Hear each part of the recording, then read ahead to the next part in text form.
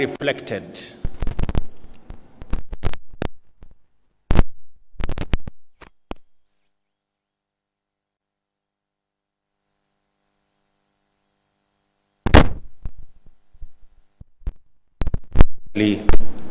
the former Prime Minister. We were members of the Parliamentary Select Committee that midwifed the constitution-making process. At some point, he was chair. At some point, I was chair. But we all participated in this journey.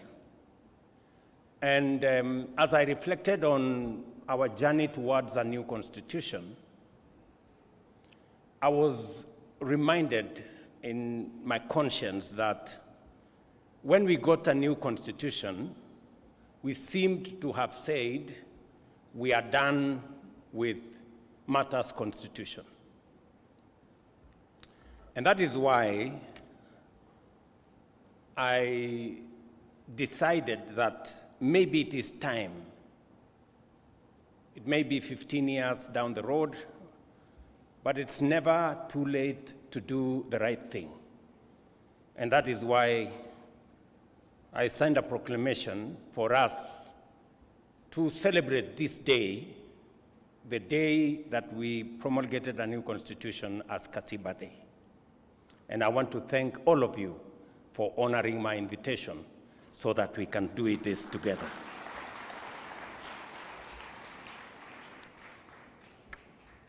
As I reflected on how this should be done, I also was informed by the journey. What we discussed during the constitution-making process is that we had too many holidays. That was actually one of the problems we had, and that is why there was an attempt by the new constitution to consolidate national holidays, that there were too many. And so it was the reason why I also thought, in the spirit of this constitution, we should not make this a national holiday where there is no work. And partly why I thought maybe we should have this occasion in the afternoon so that people can work in the morning. It was my thinking. But maybe we can refine that as we go forward.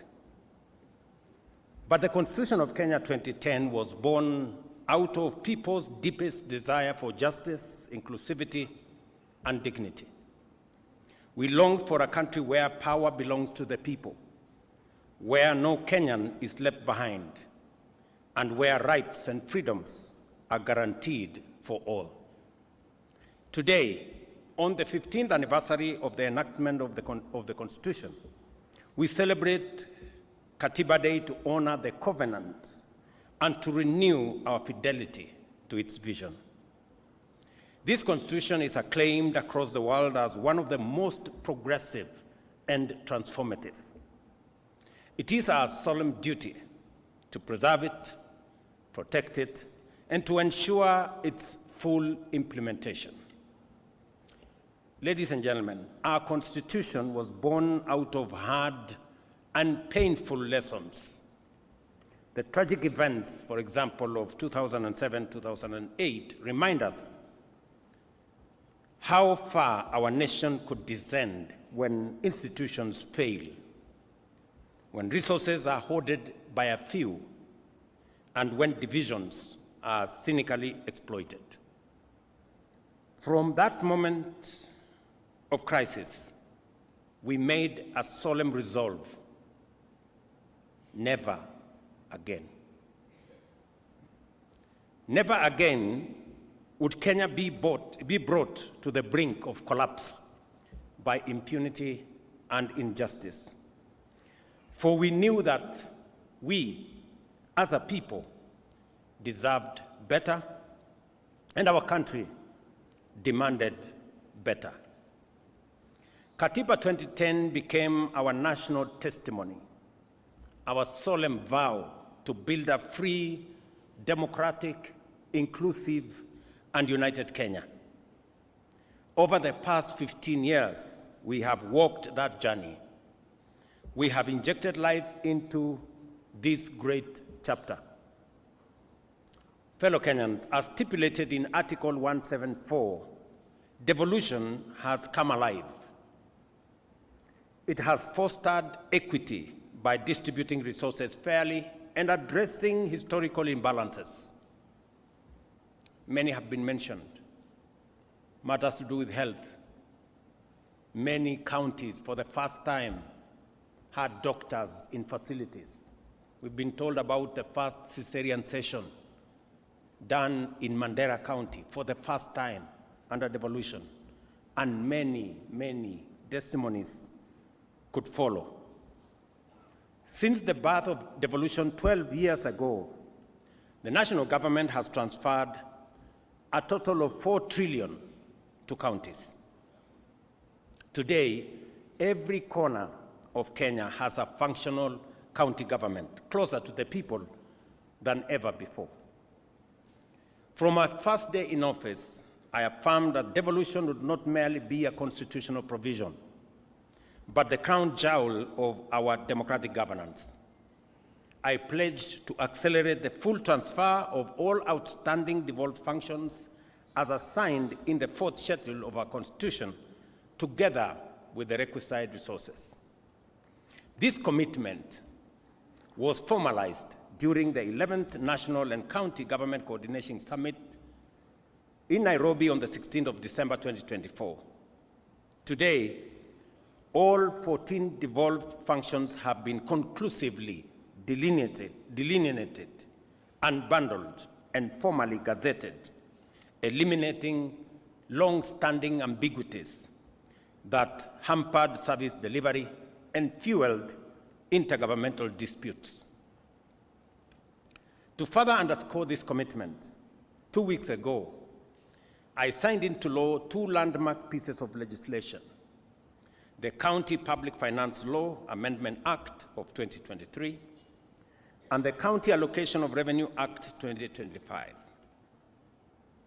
In line with Article 217 of the Constitution, these laws reinforce the principle of equitable revenue sharing among counties, guarantees fairness in the distribution of national resources, and empowers county assemblies to play their rightful role and clearly define the respective mandates of both national and county governments. Under my leadership, the national government is committed to support devolution by ensuring timely disbursement of funds and steadily increasing allocation to counties. Under the Division of Revenue Act 2025, we have allocated an unprecedented 415 billion to counties. As chairman of the Council of Governors, FCPA Ahmed Abdullahi has affirmed nearly 30 billion shillings more than last year's 387 billion. I know that my good friend Abdullahi has urged that we should enhance allocation to counties, and I have committed that we will continuously do that. But I also want to ask for the assistance of my county government leaders, the governors. The job of mobilizing resources is a very difficult job. As I mobilize resources nationally, I also want you to work with me and to assist me to mobilize resources at the county. Don't leave the business of mobilizing resources to me, because in the process of trying to mobilize resources so that I can transfer more to the counties, I have acquired names, including Zakayo, and you know it. And I know no county governor wants to raise resources locally, although the law now exists for own source revenue. I would want to ask of you, governors, please, even as you urge me to transfer more resources, because I have to mobilize, also look at the opportunity to mobilize resources locally. Even if you are called Sakayo at the county, it will not make any difference. It is still okay. Ladies and gentlemen, the Bill of Rights, enshrined in Chapter 4 of the Constitution, is the heart of our democratic order. It guarantees every Kenyan fundamental freedoms and socio-economic rights, including the right to education, health, housing, food, water, and dignity, as set out in Article 43. Over the past 15 years, we have worked diligently to breathe life into these rights. And I say this in the full understanding that for citizens of our nation to be able to enjoy our democratic credentials, to be able to enjoy the rule of law and constitutionalism, there are rights guaranteed under Article 43, social and economic rights, that are fundamental to citizens enjoying other rights. A sick, ignorant, uneducated, homeless, hungry citizen is very difficult to enjoy democracy, human rights, rule of law, because their status is undermined. And therefore, it becomes fundamentally important for us to make sure these social and economic rights do not continue to be a privilege for those who can afford. They should be a right for every citizen, because that is what the Constitution says. And therefore, I want to ask all of us as leaders in the executive, in the legislature, in the judiciary, that as we exercise the authority that we've been given by the Constitution, let us keep the people, the rights of the people at the center, so that we do not undermine their right to housing. We do not undermine their right to health. We do not undermine their right to education. And that all our acts work in concert to facilitate the attainment of those rights by the people of Kenya. We have worked diligently to breathe, as I said, life into these rights. Free primary and day education has opened doors to opportunities for millions of children from every corner of our nation.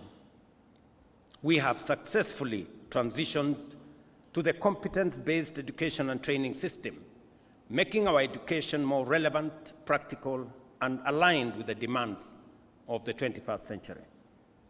Our student-centered funding model is expanding access for learners while securing the sustainability of our universities.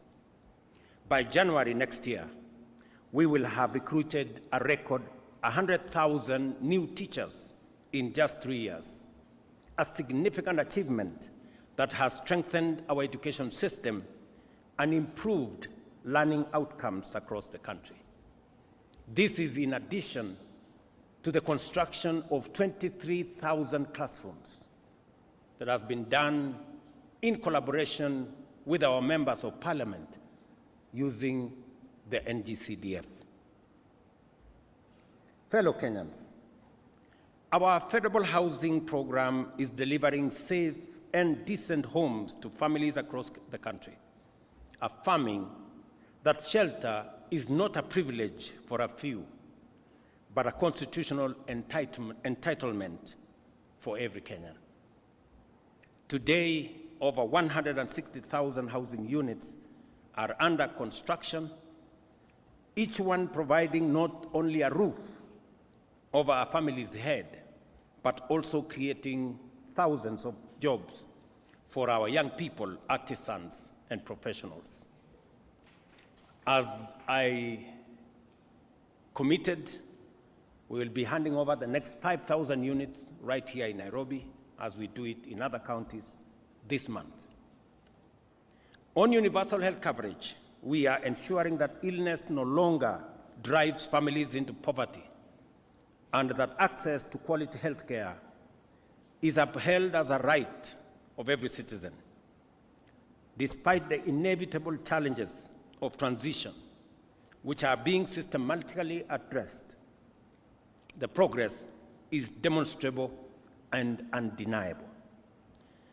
As of today, 25.7 million Kenyans have registered with the Social Health Authority, a clear indication of confidence in this reform.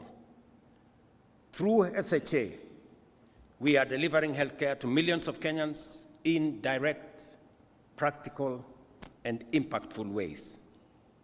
I must commend the county governments for working in partnership for us to deliver on this commitment to the people of Kenya.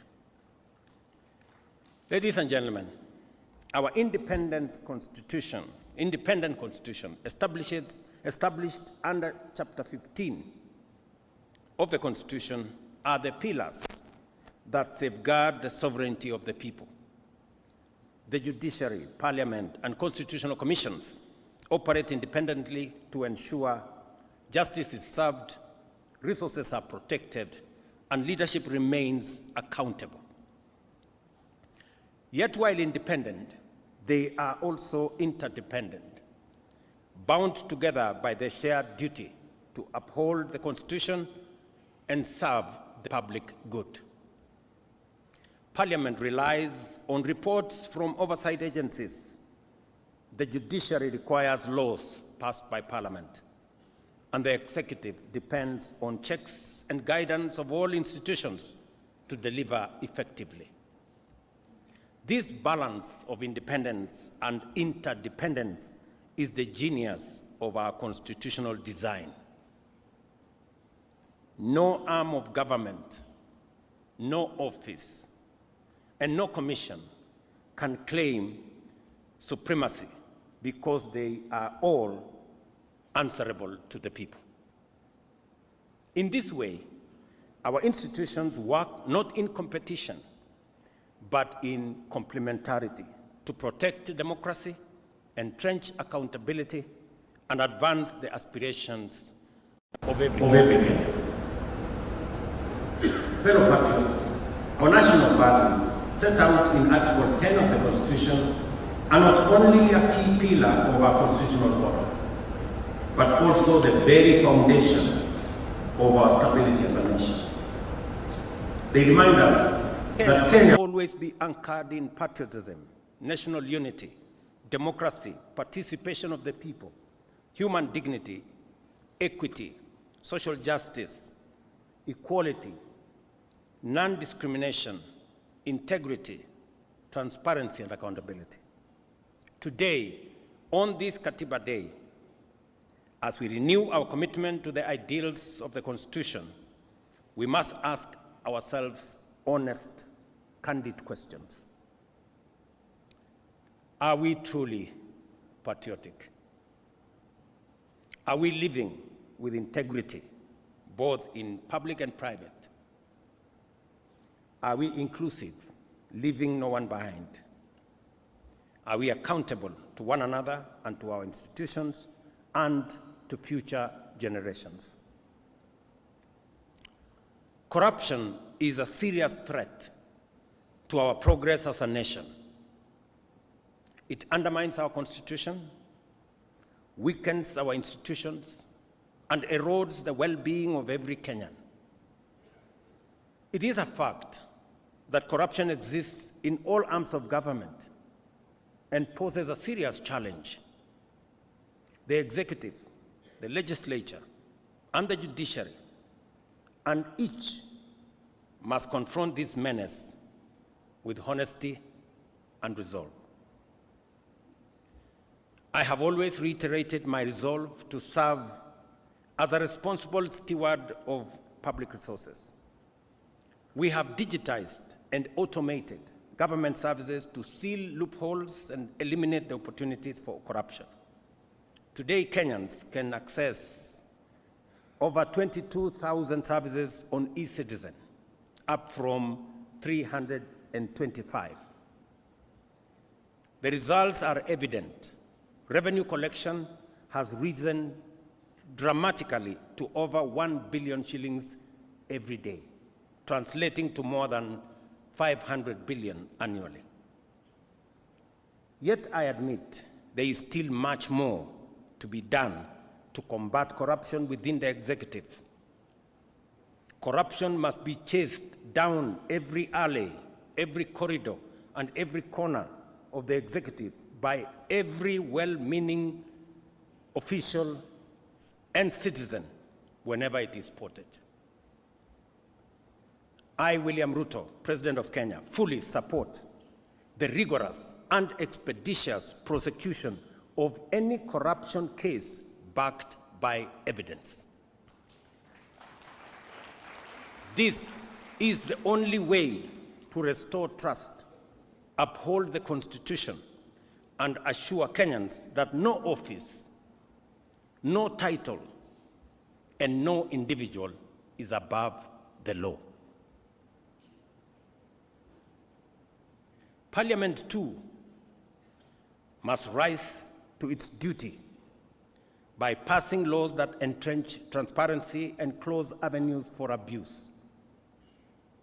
I commend Parliament for passing the Conflict of Interest Bill, now law, which I have signed.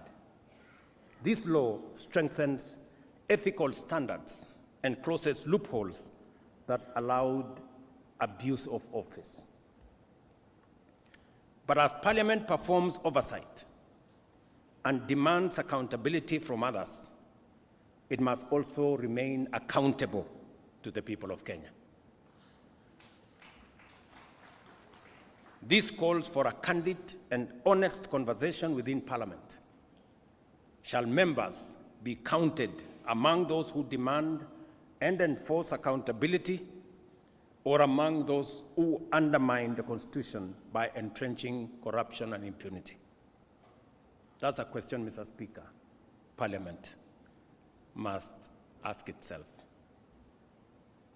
Ladies and gentlemen, the judiciary, entrusted under Article 159, must equally guarantee swift, impartial, and credible justice.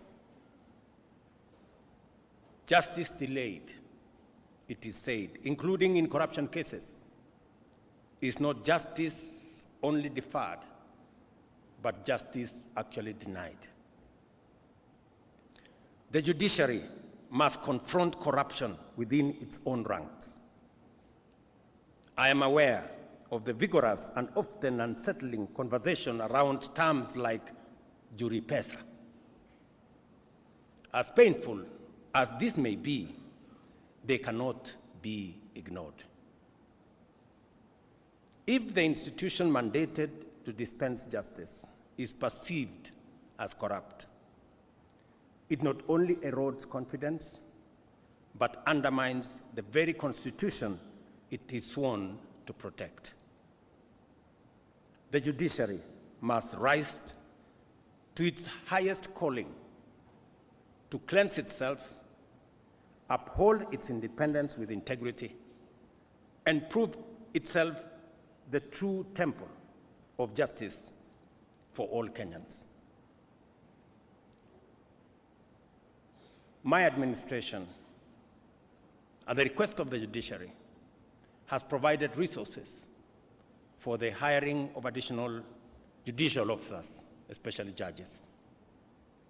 So far,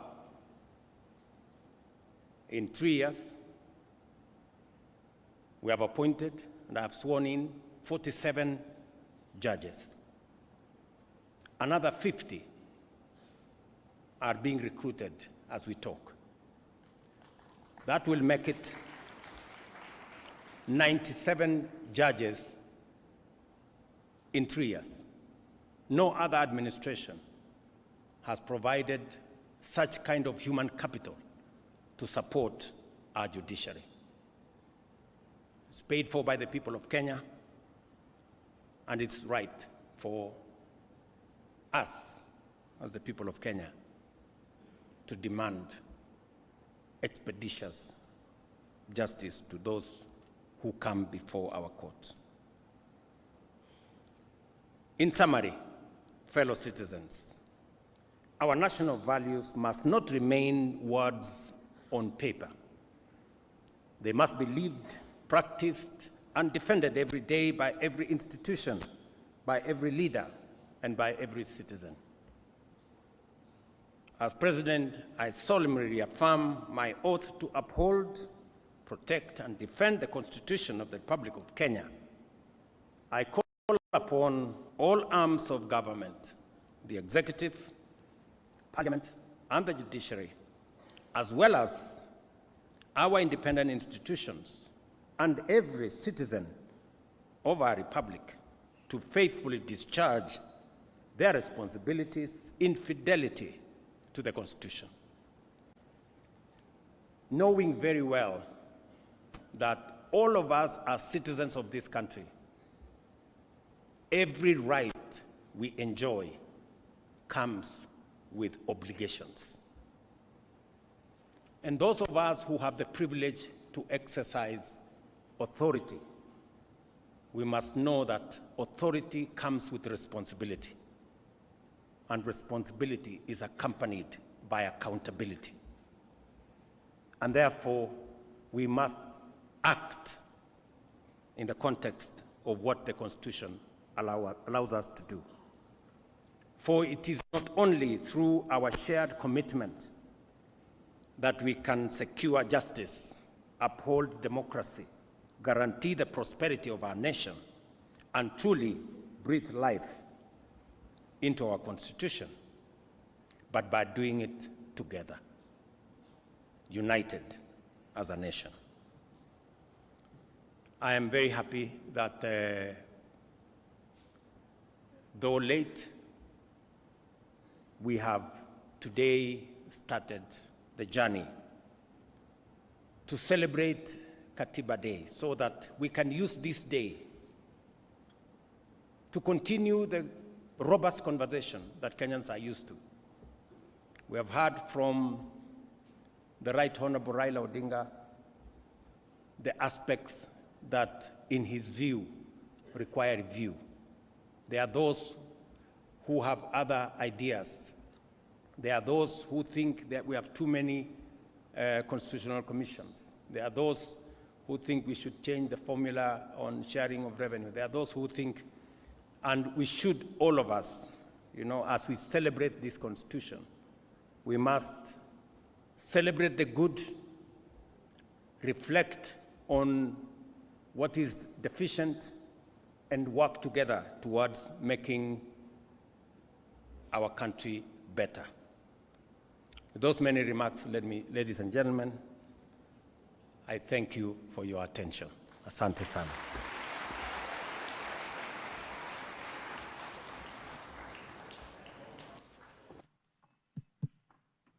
Applause for His Excellency.